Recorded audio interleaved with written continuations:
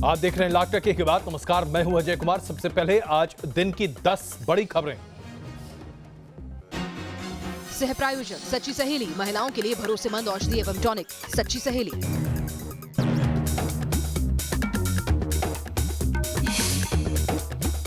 बिहार पर आसमानी आफत से हाहाकार, केंद्र सरकार ने मदद के लिए भेजे 2 हेलीकॉप्टर। राहुल गांधी की कांग्रेस कार्यकर्ताओं से अपील, बाढ़ पीड़ितों की करें मदद।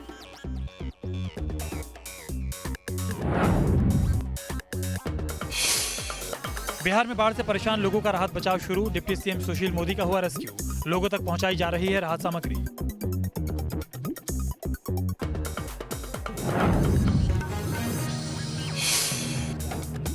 पाक के आतंकी सरगना हाफिज सईद के खिलाफ टेरर फंडिंग का केस लाहौर किया गया ट्रांसफर। हाफिज ने अदालत में कहा था जान को है खतरा।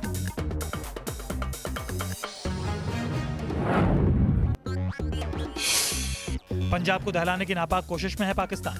4 शहरों में फिदायिन हमले का अलर्ट, अमृतसर, पठानकोट, बटाला में बढ़ाई गई सुरक्षा।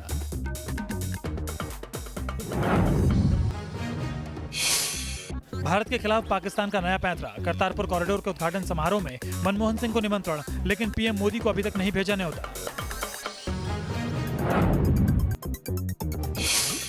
ओडिशा में डीआरडीओ ने किया ब्रह्मोस मिसाइल का सफल टेस्ट। लैंड अटैक वर्जन से पल झपकते ही दुश्मन के ठिकाने हो जाएंगे तबाह।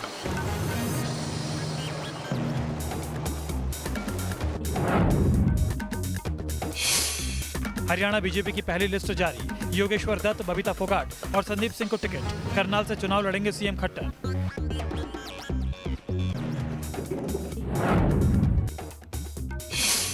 दिल्ली के सीएम केजरीवाल के 5 लाख के मुफ्त इलाज वाले बयान पर सियासत, मनोज तिवारी बोले पूर्वांचलियों का किया अपमान, दिल्ली की जनता जल्द देगी जवाब।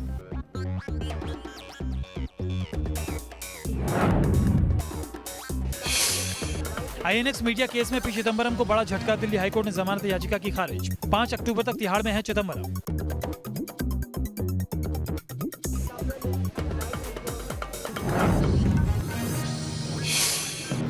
हांगकांग में चल रहे हिंसक प्रदर्शनों के बीच चीनी राष्ट्रपति जिनपिंग का बड़ा बयान, कहा एक देश 2 सिस्टम पर चीनी सरकार को पूरा भरोसा, स्वायत्तता का रखा जाएगा ख्याल। 70वीं सालगिरह मना रहा है चीन। और आइए अब आपको दिखाते हैं किस तरह से पाकिस्तान के प्रधानमंत्री इमरान खान के खिलाफ विरोध के स्वर पाकिस्तान में बुलंद होते चले जा रहे हैं। एक के बाद एक वो नेता जो पाकिस्तान में आज पीटीआई यानी कि पाकिस्तान की सबसे बड़ी पार्टी जिसका प्रतिनिधित्व इमरान खान कर रहे हैं उसके खिलाफ खड़े हैं, जैसे कि फजलुर रहमान बार बार ये कह रहे हैं कि क्या इमरान खान वाकई में पाकिस्तान को एक अच्छी दिशा दे रहे हैं या दरअसल पाकिस्तान की फजीयत पूरी दुनिया भर में उड़ा रहे हैं। और खास करके जिस तरह के बयान सामने आ रहे हैं आजकल, तो इमरान खान की तुलना गधों से बहुत ज्यादा हो रही है।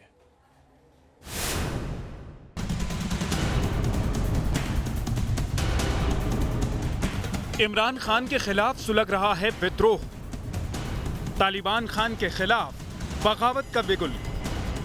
पाकिस्तान में बलूच, सिंधी, मुजाहिर और पश्तून के विद्रोह तो आम बात है। इस बार क्वेटा से उठ रही है बगावत की चिंगारी। अपने एक नेता की हत्या के बाद क्वेटा में जमीयत इस्लामी एफ यानी JUIF ने बंद बुलाई है और उससे पहले ही JUIF के चीफ ने इमरान के खिलाफ बगावती तेवर दिखाने शुरू कर दिए हैं। इमरान की यूएन में तकरीर पर सवाल उठ रहे हैं।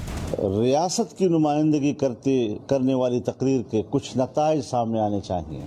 फजलुर रहमान ने जब इमरान के भाषण को खारिज कर दिया तो मतलब साफ है कि उन्होंने इमरान की कुर्सी की सुपारी ले ली और इमरान के लिए गिनती के दिन बाकी है। एटमी जंग की धमकी दी है, एटमी जंग के इम्कानात को जाहिर किया है। उसके पास ये इल्म नहीं कि कभी भी तारीख में पड़ोसी ममालिक एटमी जंग के मुतहम्मिल नहीं रहे हैं और नहीं इसकी कोई मिसाल मौजूद है। फजलुर रहमान तो एक चेहरा है। पाकिस्तान में नवाज से लेकर भुट्टो तक की पार्टी आग बबूला है कि इमरान ने क्या क्या बंटाधार किया है। पहले तो इमरान ने अमेरिका से नहीं लौटने के लिए ड्रामा किया कि सऊदी का दिया विमान खराब हो गया, लेकिन इमरान के विरोधियों का दावा है कि इमरान रात के अंधेरे में पाक नहीं आना चाहते हैं। इमरान ने स्वागत के लिए तैयारियां कराई। हर मंत्री को 500 समर्थक लाने के लिए कहा गया। हर समर्थक पर 3000 रुपए की फीस दी गई। पाकिस्तान में इमरान के विरोधी PPP के बिलावल भुट्टो ने तो इमरान खान की इस तैयारी की तुलना उत्तर कोरिया के सन की तानाशाह किम जोंग उन के कार्यक्रमों से कर दी।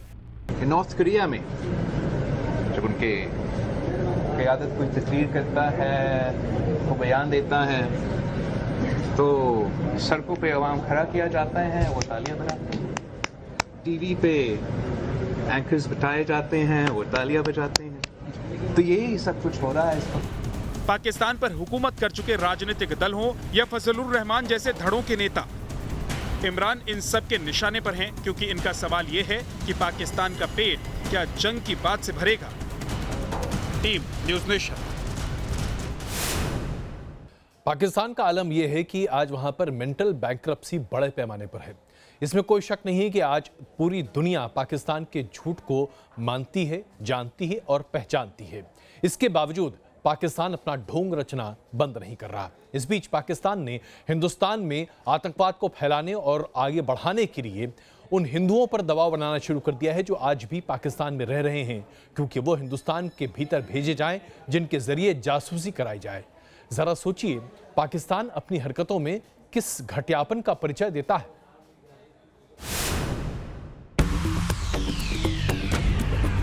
हिंदुस्तान में पाकिस्तान के आतंकी साजिशों की ये दो तस्वीरें हैं। एक तस्वीर में पाकिस्तान का वो हिंदू नागरिक है जिसे आईएसआई ने जासूसी के लिए भारत भेजा था, और दूसरी तस्वीर जम्मू की है जहां मेंढर में आतंकियों ने पोस्टर चिपकाकर गिदड़ भभकी दी है।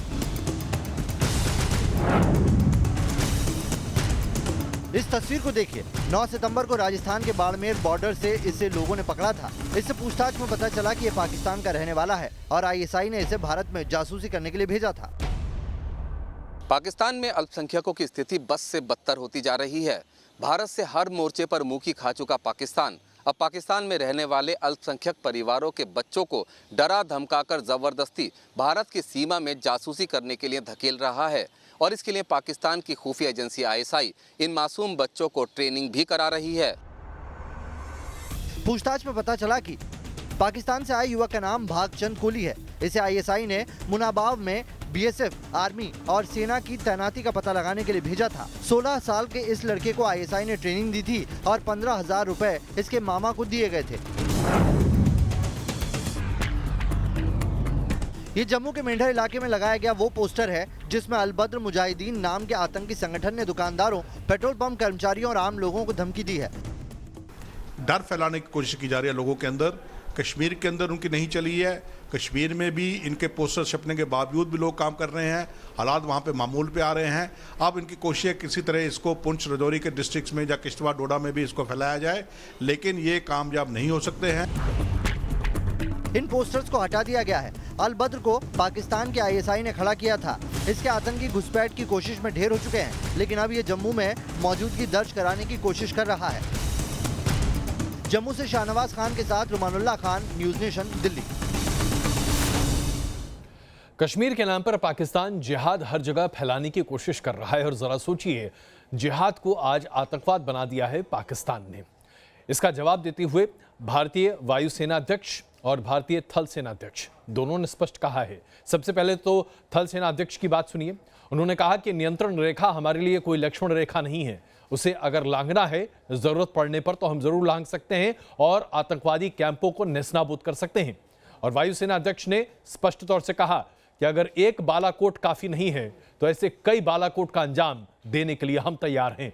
अब जरा सोच लीजिए कि जिहाद रूपी आतंकवाद से पाकिस्तान कहां तक और क्या तक कर सकता है।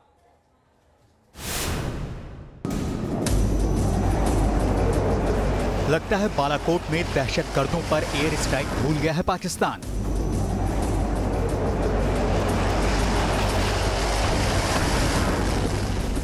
एलओसी पार करके दहशतगर्दी के दमन की कहानी पाक को शायद याद नहीं। शायद यही वजह है कि पाकिस्तान अब पीओके में आतंकियों का हुजूम इकट्ठा करके लॉन्ग मार्च की साजिश करना चाहता है। ये ट्वीट है पाकिस्तानी पत्रकार हामिद मीर का, जिसने ट्विटर पर यह ऐलान किया है कि जेकेएलएफ का सरगना अब्दुल हामिद भट्ट 4 अक्टूबर को एलओसी पार करेगा। मीर का दावा है कि वो अपने समर्थकों के साथ पीओके के मुजफ्फराबाद से चकोटी तक मार्च करेगा। जेकेएलएफ का आतंकी चकोटी पहुंच पाएगा या नहीं, ये 4 अक्टूबर को पता चलेगा। लेकिन हिंदुस्तान की फौज ऐसी दहशतगर्दी की साजिशें नाकाम करने के लिए कमर कस के तैयार है। जिस वायुसेना ने पाक के बालाकोट में दहशतगर्दों का खात्मा किया था, उसी वायुसेना के नए चीफ ने आतंकियों को साफ साफ चेतावनी दे दी है। We were prepared then and we will be better prepared next time. So there's no doubt in that. Can we be ready to face any challenge, any threat, and we will be better prepared. इससे पहले army chief Bipin Rawat ने भी ये ऐलान कर पाकिस्तान के होश उड़ा दिए थे कि जरूरत पड़ने पर सेना LOC पार करने के लिए पूरी तरह तैयार है, लेकिन पाकिस्तान अपनी हरकतों से बाज नहीं आ रहा।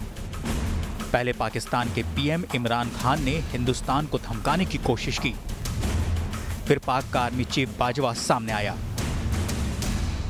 तो अब पाकिस्तानी पत्रकार भी हिंदुस्तान को धमकाने की कोशिश कर रहे हैं, क्योंकि भारतीय सुरक्षा बलों का मुकाबला करके हिंदुस्तान में घुसपैठ की हिम्मत पाकिस्तानी और पाक परस्त आतंकियों में नहीं। जम्मू से शाहनवाज खान के साथ टीम न्यूज़ नेशन। और अभी एक बड़ी खबर आ रही है। गुजरात के बनासकांठा में एक सड़क हादसा हुआ है। एक बस खाई में गिर गई है, जिसकी वजह से 10 श्रद्धालुओं की मृत्यु हो गई है। बनासकांठा के खाई में ये बस जो गिरी है, उसमें 25 लोगों के घायल होने की बात भी आ रही है। अंबाजी मंदिर से दर्शन करके श्रद्धालु बस में सवार हो वापस लौट रहे थे और ऐसे में त्रिशूलिया घाट के पास ये बस सड़क से नीचे गिर गई। घायलों को अस्पताल में भर्ती कराया गया है। और यही बात करते हैं दिल्ली की, जहां पर बाहरी और बिहारी के नाम पर जबरदस्त राजनीति एक बार फिर शुरू हो गई है।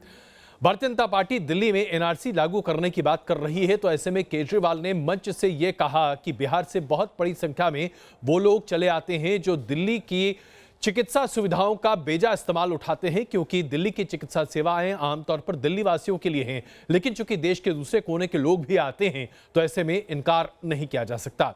उन्होंने बिहारी शब्द का क्या इस्तेमाल किया कि अब इस पर भी जबरदस्त राजनीति हो रही है। कि बिहार से एक आदमी 500 रुपए की टिकट लेता है, दिल्ली में आता है, अस्पताल में 5 लाख रुपए का ऑपरेशन फ्री में करा के वापस चला जाता है। दिल्ली के मुख्यमंत्री अरविंद केजरीवाल के इस बयान पर सियासत गर्म है। NRC को चुनावी मुद्दा बनाने पर बीजेपी और आम आदमी पार्टी में तकरार खत्म भी नहीं हुई थी कि केजरीवाल के इस बयान पर राजनीति तेज हो गई। बीजेपी ने इसे पूर्वांचली लोगों का अपमान बताते हुए केजरीवाल सरकार के खिलाफ मोर्चा खोल दिया। उनकी घृणा दिख रही है पूर्वांचलियों के प्रति, पर प्रांतियों के प्रति, और इसका जवाब अरविंद केजरीवाल को ये लोग देंगे। दिल्ली विधानसभा चुनाव से पहले बीजेपी इसे मुद्दा बनाने का ऐलान करते हुए हमलावर नजर आ रही है, तो वहीं आम आदमी पार्टी भी डैमेज कंट्रोल करती दिख रही है। केजरीवाल जी ने कहा, दिल्ली के अंदर हमारी स्वास्थ्य सेवाएं इतनी बेहतर हैं कि बिहार से, यूपी से, दूसरे राज्य के लोग भी जो आते हैं, उनका यहाँ पे लाखों रुपए इलाज में खर्च होता है। हम खुशी खुशी से उस इलाज के खर्च को उठाते हैं। वहीं NRC के मुद्दे पर भी बीजेपी तीखे तेवर में नजर आ रही है। हम तो चाहते हैं कि जो बांग्लादेश घुसपैठियां वो जाएं, किंतु उससे भी ज्यादा दुख की बात यह है कि उन्होंने पूर्वांचलियों की तुलना बांग्लादेश घुसपैठियों से की थी। विधानसभा चुनाव में अभी करीब 3 महीने से ज्यादा का वक्त बाकी है, लेकिन बीजेपी और आम आदमी पार्टी में सत्ता के लिए मुकाबला अभी से शुरू हो गया है। दोनों ही पार्टियां इस रेस में पीछे नहीं रहना चाहती, लिहाजा आने वाले दिनों में तकरार और तेज हो सकती है। मोहित बख्शी के साथ सूरज अरोड़ा, न्यूज़ नेशन, दिल्ली।